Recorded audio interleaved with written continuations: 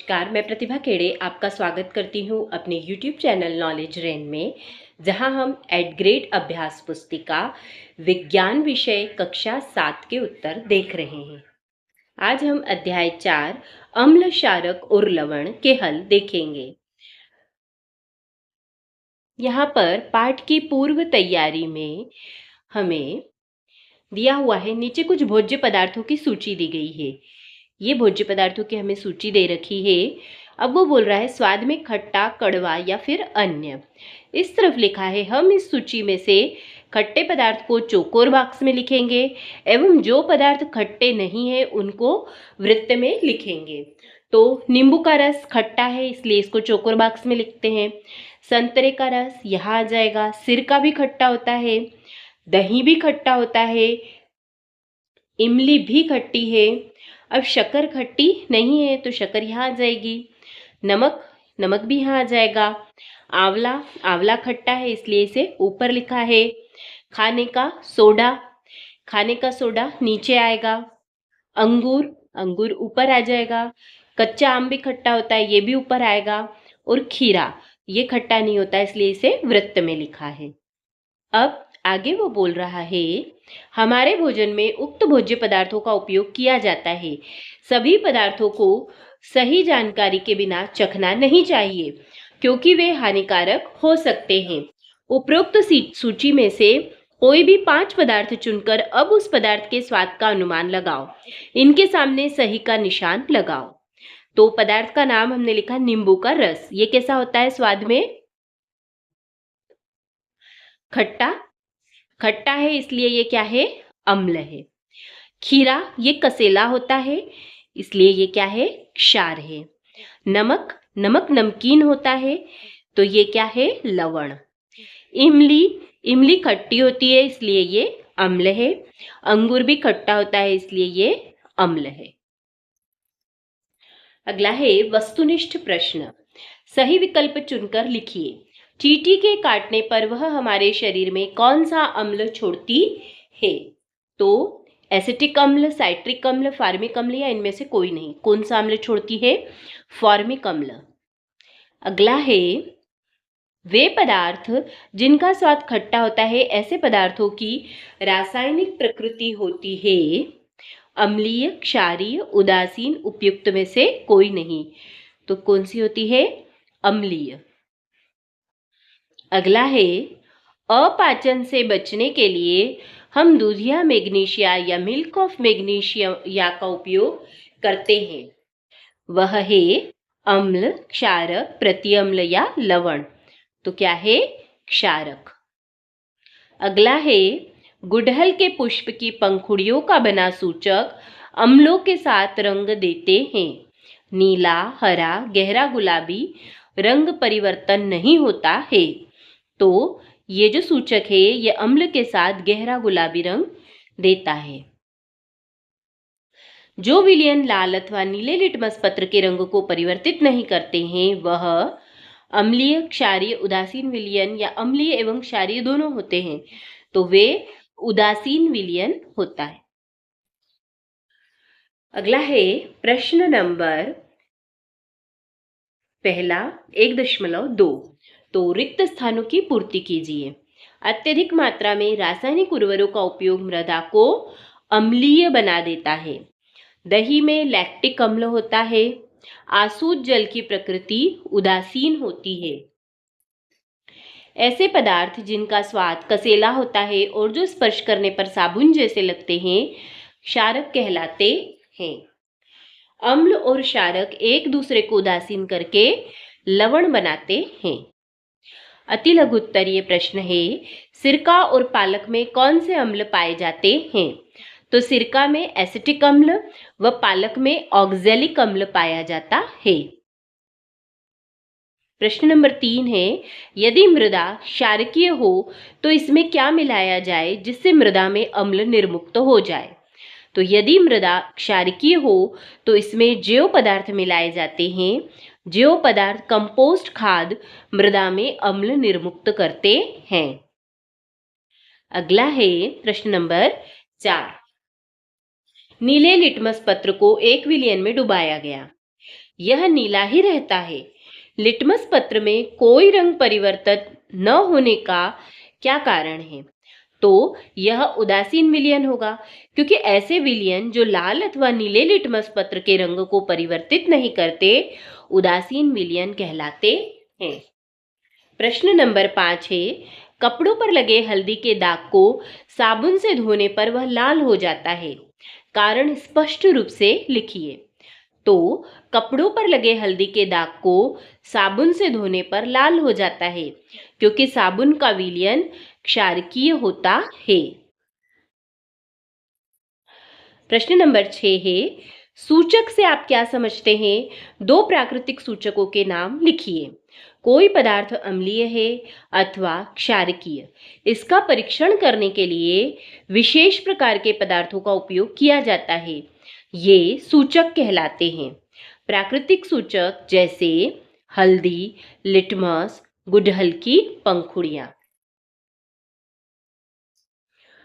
प्रश्न नंबर 7 है, लघु उत्तरीय प्रश्न। कारखानों के अपशिष्ट को जलाशयों में प्रवाहित करने से पहले उदासीन न किया जाए तो इसका प्रकृति पर क्या प्रभाव पड़ेगा? अगर कारखानों के अपशिष्ट को सीधे ही जलाशयों व नदियों में बहने दिया जाए तो मछली और अन्य जलीय जीवों को अम्ल नष्ट कर सकते हैं। अतः अपशिष्ट को क्षारकीय पदार्थ मिलाकर पहले उदासीन किया जाता है। अगला है, अम्लीय विलयन से हल्का गुलाबी रंग का विलयन कैसे प्राप्त करेंगे? तो अम्लीय विलयन में फेनोल्फथानेन मिलाने पर हल्का गुलाबी रंग प्रदर्शित करेगा। अगला है, लिटमस पत्र के द्वारा आप अम्ल व क्षारकों की पहचान कैसे करेंगे? तो लिटमस पत्र पर अम्ल डालने पर यह नीले लिटमस को लाल कर देता है, और अगर हम क्षार डालेंगे तो यह लाल लिटमस को नीला कर देता है। अगला है प्रश्न नंबर 10। बूझों ने चूने के पानी में तनु सल्फ्यूरिक अम्ल मिलाया, तो इससे होने वाली अभिक्रिया कौन सी अभिक्रिया कहलाएगी तथा इसमें क्या क्या उत्पाद प्राप्त होंगे? तो चूने के पानी में तनु सल्फ्यूरिक अम्ल मिलाने पर एक अम्ल आधार प्रतिक्रिया होती है। CaOH2 प्लस H2SO4 बनेगा CaSO4 प्लस 2H2O। इस अभिक्रिया में कैल्शियम सल्फेट तथा पानी बनता है। 11वां है प्रश्न नंबर 11। निम्न तालिका को पूर्ण कीजिए। क्षारक का नाम कैल्शियम हाइड्रोक्साइड किसमें पाया जाता है? ये चूने के पानी में। इसके बाद है अमोनियम हाइड्रोक्साइड, ये क्लीनर में पाया जाता है। सोडियम हाइड्रोक्साइड या पोटेशियम हाइड्रोक्साइड ये साबुन और शैम्पू में मिलते हैं।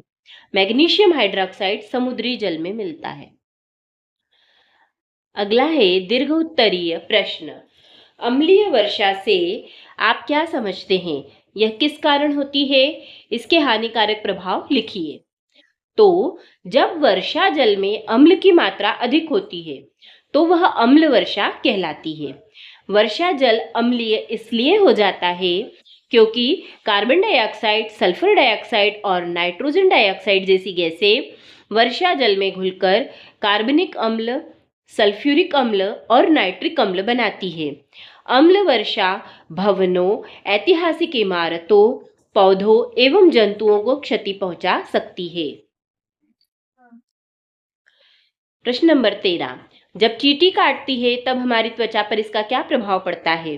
चींटी के डंक से त्वचा पर होने वाले दुष्प्रभावों से कैसे बचा जा सकता है? तो जब चींटी काटती है तो यह त्वचा में अम्लीय द्रव डाल देती है।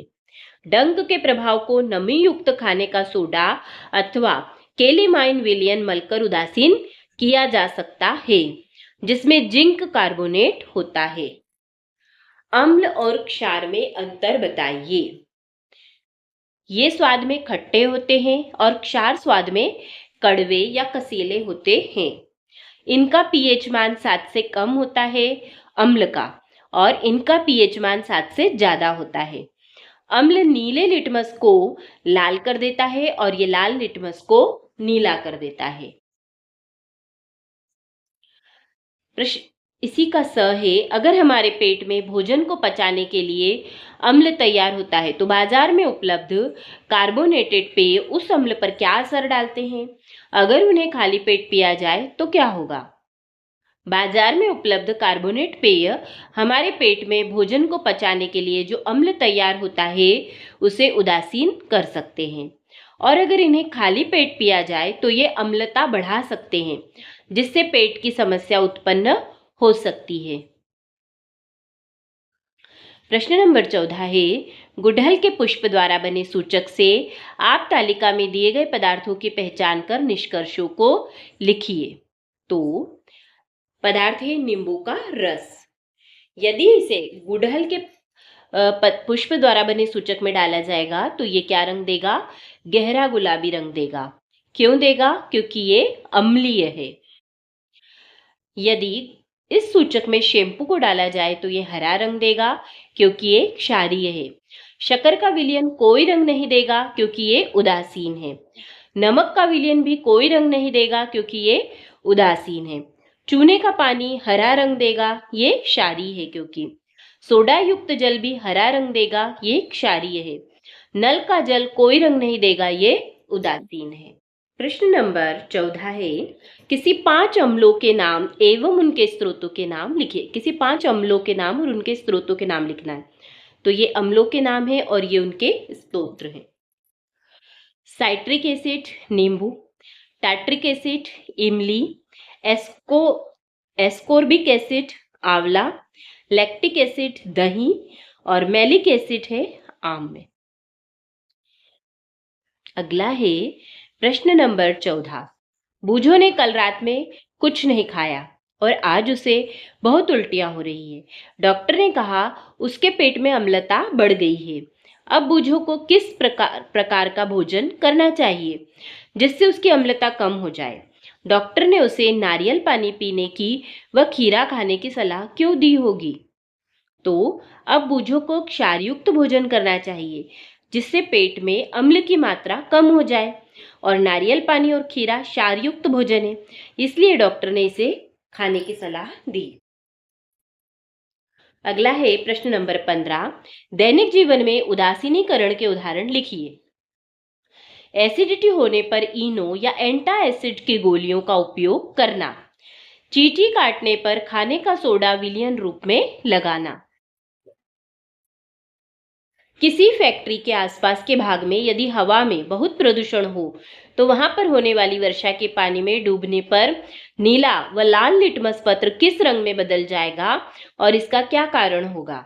यदि हवा में बहुत प्रदूषण हो तो वहां पर अम्लीय वर्षा होगी और पानी में डूबने पर नीला लिटमस पत्र लाल हो जाएगा और लाल लिटमस पत्र पर कोई प्रभाव नहीं पड़ेगा। प्रोजेक्ट नंबर 1 है, 1 चम्मच हल्दी पाउडर में थोड़ा जल मिलाकर उसका पेस्ट बनाएं। इस पेस्ट को फिल्टर पत्र या सफेद मोटे कागज पर लगाकर हल्दी पत्र बनाएं और सुखा लीजिए। इस हल्दी पत्र की पतली पतली पत्तियां काटिए।